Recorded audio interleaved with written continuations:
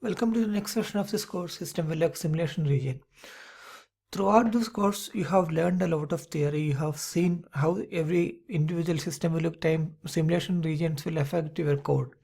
And finally, in this session, you will be going through a simple example with a simple Systemverilog design and dispatch code, and seeing how each and every line of this code will be executed in different simulation time regions in different time units. Here is the code. So this is your design part and this is your test bench part. And note that the time scale macro is set to 1 nanosecond per 1 nanosecond. Therefore, the time unit will be 1 nanosecond here. And first one is an interface definition. It got input clock, and also it got two members which are opcode and data. And I've defined a clocking block with name CB, which is sensitive to the positive edge of clock. And note its input skew is set to #1 step and output skew is set to #0. So this is how you are expected to do for almost every kind of test bench. And the opcode is an output and input data is an input. So this clocking block will be used in the test bench. So that opcode is driven by the test bench and the data is driven by the design. And in the design code, it's a very simple code in an always block based on the interface.opcode. So the interface is an input port. Interface is coming as an input port to this design. Based on the value of input opcode, the data will be assigned with 0, 1, 0, 0, 1, 1, 2, or 3, 3 value. And note that all of them are non-blocking assignment or NBA assignments. And also note that in the design code, this is written as always at postage of clock, and this is not written by using any clocking block. So you should not use any clocking block in your design code. Next is a test bench module. So there is a clock CLK signal, and also there is so this is a clock generator which is generating a clock which is toggling the clock from every #5 time units. Therefore, in every 5 nanosecond the clock will be toggling from 0 to 1 and so on. So also note that the initial value of clock is assigned with 0, so that initially clock will be 0, and after 5 nanosecond clock will be going back to going to 1. And the interface and design are instantiated and connected appropriately. And here also I'm using a dummy signal which the name say TB code. This is just to demonstrate the difference between driving something directly from the TB and driving something using the clocking block in an interface. So the functional code is just a simple initial begin block just to make the analysis very simple. So initially the TB code is assigned with a value 0. Note that this is again non-blocking assignment, and immediately the interface.cb.opcode is assigned with value 0. So this opcode is driving through a clocking block which is lying in this interface. And even though this looks like a NB assignment which is less than or equal to, this is not actually an NB assignment. If you're writing, if you wanted to assign any output variable with a clocking block, this is a syntax. So this is not actually an NB assignment. As you have learned, this assignment will happen in the re-NBA region. And so it's waiting for after that it's waiting for a clocking block event. So it's not like at the rate of postage of clock. It is directly using the clocking block here. So this is at interface.clocking block. Then these values are getting changed to 1, and again waiting for another clocking block and 2 and so on. Finally calling the $finish. So a quick summary here. See, there is a clocking block with name CB. And in the design there are multiple non-blocking assignments in BS here. And again in the test bench the TB opcode is using no NB assignments everywhere, non-blocking assignments. And the interface.opcode is using that clocking block driving syntax. Again one more blocking assignment which is just this clock assignment. So the clock is not written with an NBA, it is direct blocking assignment.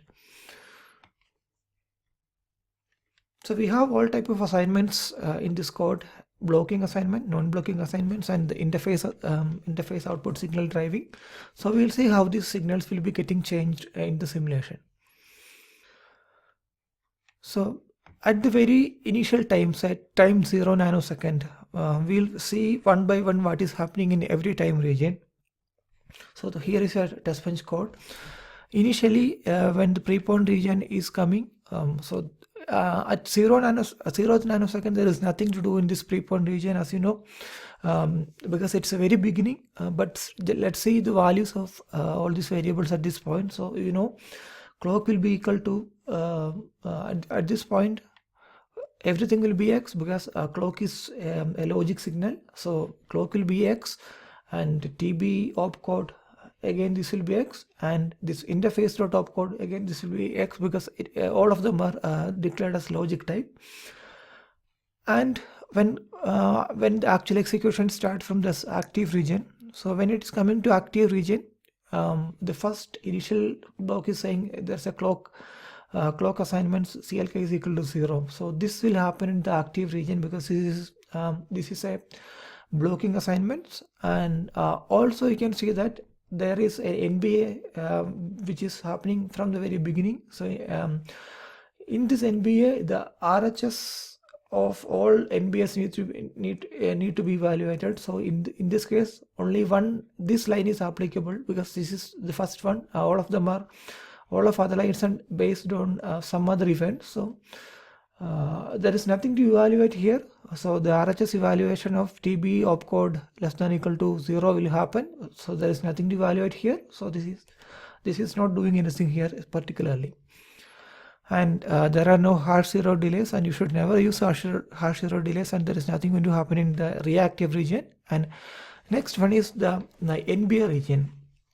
So as you know, we have already evaluated the RHS, and this actual assignment of NBA assignments to the left hand side will happen in the NBA region. So thus in the NBA region, the LHS will update, the TB opcode will be updated with the value of 0, because it's using an NBA assignment. And there are no looping from here back to any of this region. So these are the only set of variables affected here. And next is in the observed region. So we know that the triggering of clocking block will be happening in an observed region. So let's see if this clocking block will be triggered in this time region. So as you know, the clocking block was waiting for a positive edge of clock. So initially this is at time 0, clock is 0. Again, at time 0 clock was x, and clock is assigned with 0. And in this time region, clock was never changed. Therefore, it will not trigger any positive edge of clock, and thus this clocking block will not be triggered. Thus, the clocking block will not be triggered in this particular time, 0th nanosecond. And finally, coming to the reactive region, there is nothing to do, and re-inactive and also is empty. And in the re-NBA region, as you know, this interface dot opcode assignment is an output of the interface dot opcode is an output of a clocking block. Therefore, that assignment will be happening in the re-NBA region.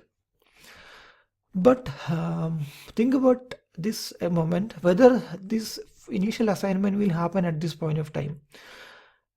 The answer is no. This assignment will not happen here, because this is written over a clocking block. The clocking block will be called, or it will be clocking block driving will happen only if the clocking block is triggered in this time scale, in this time unit. So as you know, the clocking block is not triggered here. Therefore, this assignment will not happen at 0th nanosecond.